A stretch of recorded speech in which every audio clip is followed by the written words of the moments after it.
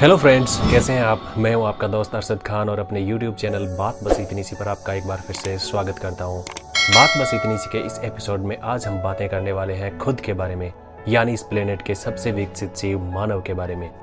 तो कहां से आया है मानव सभ्यता के इतिहास में समय समय पर यह सवाल उठता रहा है कि इस प्लेनेट का सबसे शक्तिशाली और सबसे विकसित जीव आखिर कैसे वजूद में आया होगा।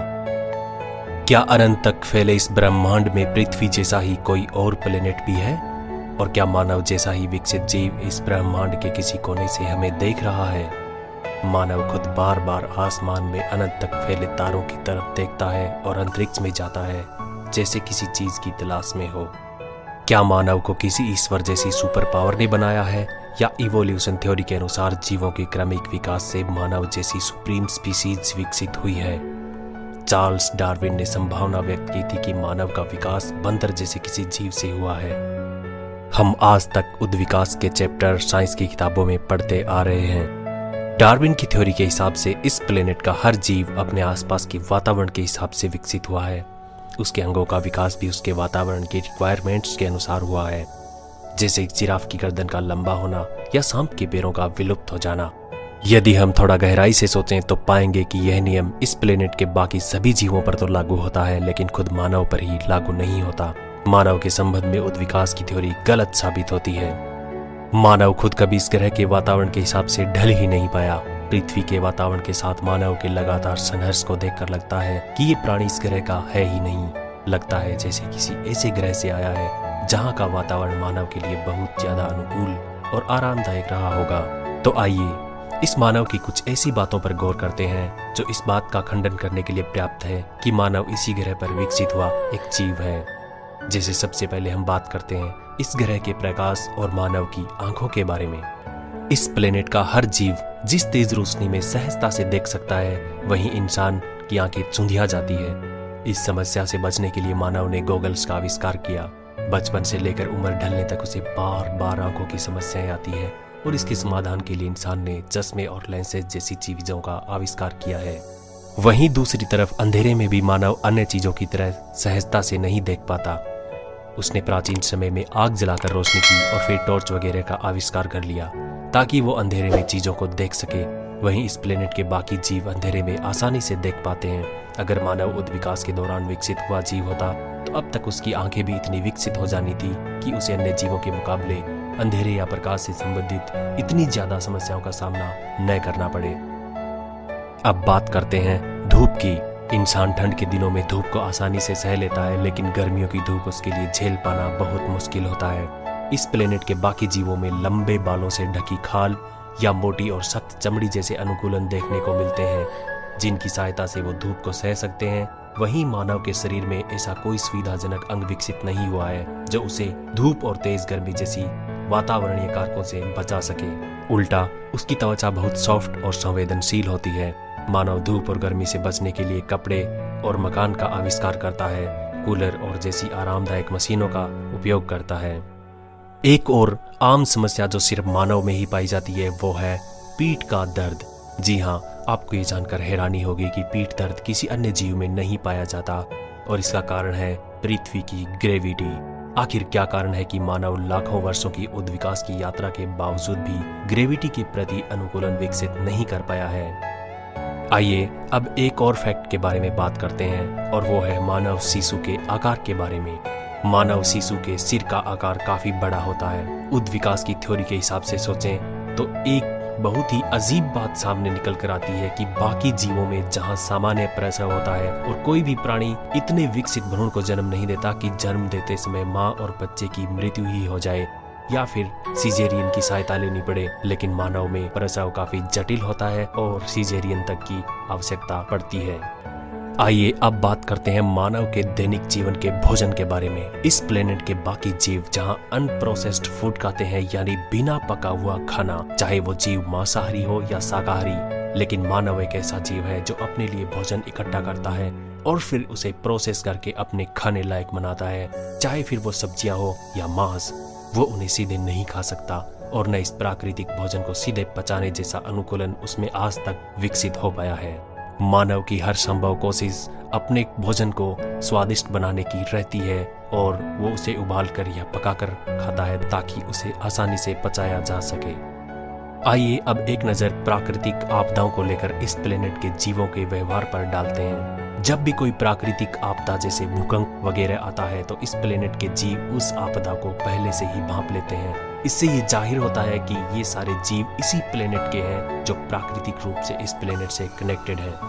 जबकि मानव एक सुप्रीम स्पीसीज होते हुए भी मशीनों और यंत्रों का विकास करता आया है जिनके सहारे वो इन आपदाओं का पूर्वानुमान लगाकर खुद को बचाने की जद्दोजहद में लगा रहता है। एक और अनोखी बात सामने आती है पृथ्वी के मैग्नेटिक फील्ड के साथ जीवों के कनेक्शन को लेकर।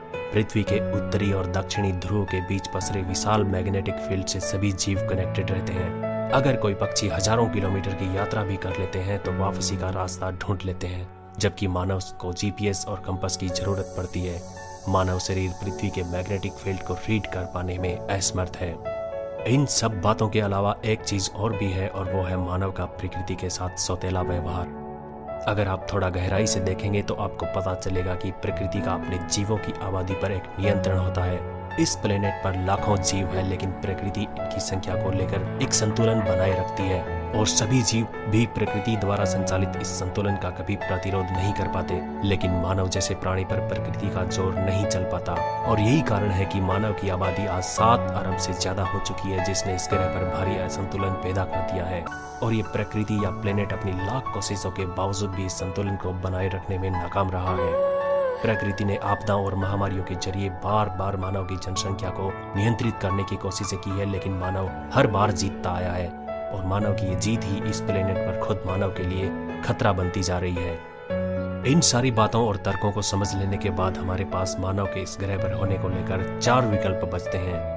नंबर 1, धार्मिक मान्यताएं। ईसाई और इस्लाम जैसे कुछ धर्मों के अनुसार इस सृष्टि के सबसे पहले मानव युगल आदम और हव्वा को जन्नत से सजा के तौर पर इस ग्रह पर भेजा गया था और फिर उनकी संतानों से मानव सभ्यता की शुरुआत हुई। लेकिन धार्मिक किताबों से जुड़ी अन्य फंतासियों के कारण विज्ञान में इन्हें प्रामाणिक नहीं माना जा सकता।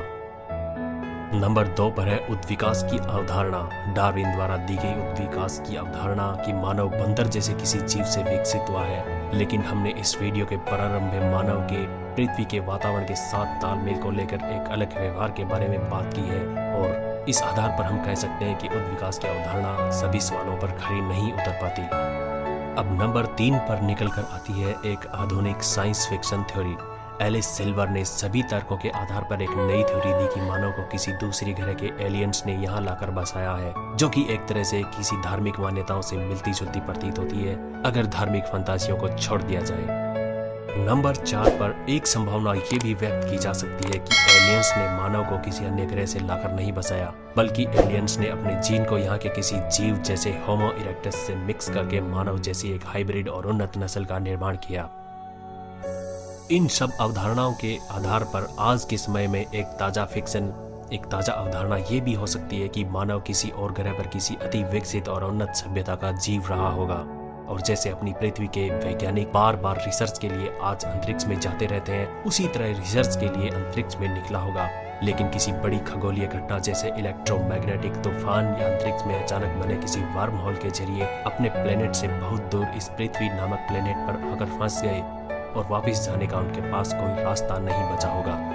यहाँ का वातावरण बिल्कुल अलग होने के कारण उन्हें काफी संघर्ष करना पड़ा होगा और उन्हें अपने प्लेनेट का जो भी ज्ञान था वो इस पृथ्वी पर उनके किसी काम का नहीं रहा और उन्हें इस ग्रह पर एडजस्ट होने में कई पीढ़ियां लगी और इस तरह इस ग्रह पर उन इंसानों ने जीरो से शुरुआत की।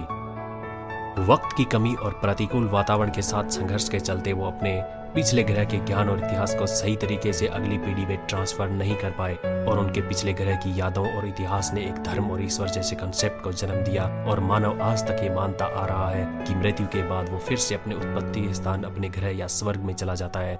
ये सोचना आज बहुत ही दिलचस्प होगा कि क्या मानव का बनाया स्वर्ग जैसा माइथोलॉजिकल कंसेप्ट इस ब्रह्मांड के किसी दूसरे ग्रह की तरफ इशारा करता है।